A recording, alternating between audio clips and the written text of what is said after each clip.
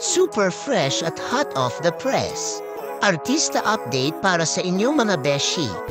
Balik na nga sa Showtime si Kim Chiu matapos ang kanilang matagumpay na event sa Birmingham kasama si Paolo Avellino.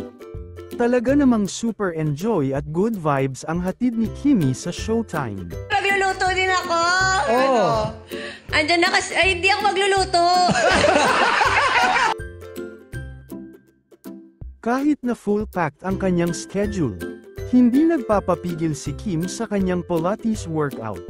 Talagang napakasipag, pati si Paolo, balik din sa kanyang workout sa The Grind. Grabe, wala ba kayong pahinga?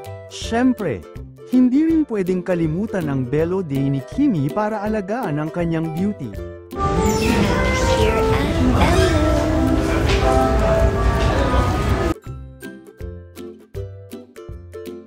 Ngayong araw, todo grind sa mga events si Paolo Avellino, kasabay ng ika-76 anibersaryo ng Rojas.